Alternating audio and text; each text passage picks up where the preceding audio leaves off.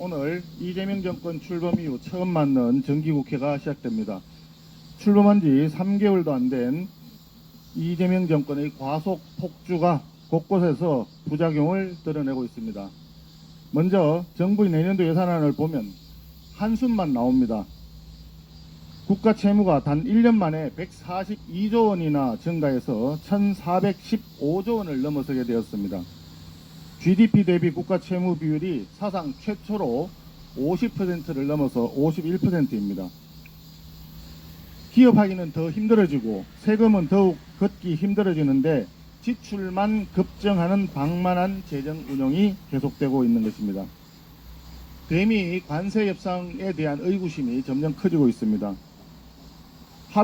합의문조차 없었던 이번 한미 정상회담에 한국은 총 6천억 달러 한화로 830조 원이 넘습니다. 6천억 달러 규모의 대미 투자 약속만 받아왔습니다. 832조 원이면 국민 1인당 약 1,600만 원입니다. 지난번 추경을 하면서 국민에게 나눠드린 소비 쿠폰 1인당 15만 원에서 55만 원 사이였습니다. 이 돈과는 비교조차 할 수 없는 부담을 국민에게 전가해 버린 것입니다. 그런데 이 6천억 달러가 전부도 아닙니다. 항공기 추가 구매, 항공기 엔진 구매 등에 500억 달러를 추가 부담을 가져왔습니다. 또한 주한미군 주둔을 위한 방위비 분담 증가를 약속을 해줬습니다. 도대체 미국에 얼마를 퍼주기로 했는지 국민들은 알 길이 없습니다. 우리보다 GDP 규모가 2배 이상 큰 일본보다도 대미 투자 절대 금액이 더 많은 상황입니다. 일본과 EU에 비하면 완벽한 협상 실패라고 하지 않을 수가 없습니다. 하지만 정부는 천문학적인 선물 보따리를 퍼주면서도 아직까지 25%가 부과되고 있는 자동차에 대한 관세 인하 시기가 언제인지 확답을 못 받고 왔습니다. 쌀, 소고기 등 농산물 개방 문제 등 국익과 직결된 핵심 현안에 대해서 아무런 약속도 받지 못했습니다. 이런 이재명 정권의 무능을 더 이상 방치할 수 없습니다. 국민의힘은 이번 정기국회에서 국민의 삶을 파괴하는 이재명 정권의 무능한 국정 운영에 대해서 처절하게 맞서 싸우겠습니다. 미국 공화당의 원로이자 트럼프 대통령의 멘토로 꼽히는 뉴트 깅그리치 전 하원 의장이 언론 기고에서 이런 말을 했습니다. 이재명 정권의 한국 정치와 종교에 대한 전면적 탄압이 숨막힐 지경이다 라고 했습니다.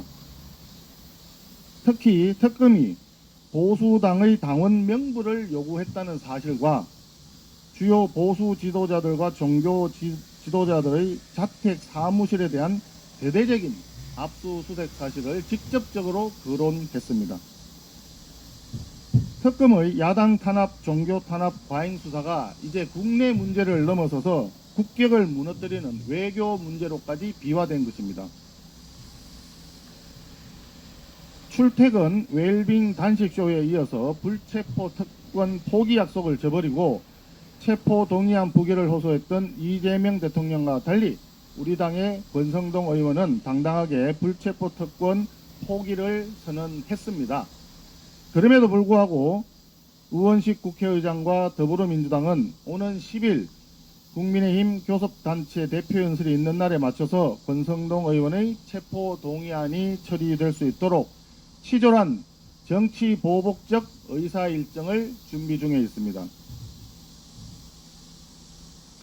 더불어민주당은 이제 특검도 모자라서 특별 재판부를 만들겠다고 선언했습니다. 특검에서 자기들끼리 죄를 끼워 맞추다가 무리한 수사로 사법부에서 영장 발급이 기각되니까 특별 법원까지 만들어서 기어이 자기들이 원하는 결과를 조작해내겠다는 취지로 읽힙니다. 더 이상 삼권 분립과 헌법 정신을 훼손하는 반민주적 폭거를 즉각 중단하기 바랍니다.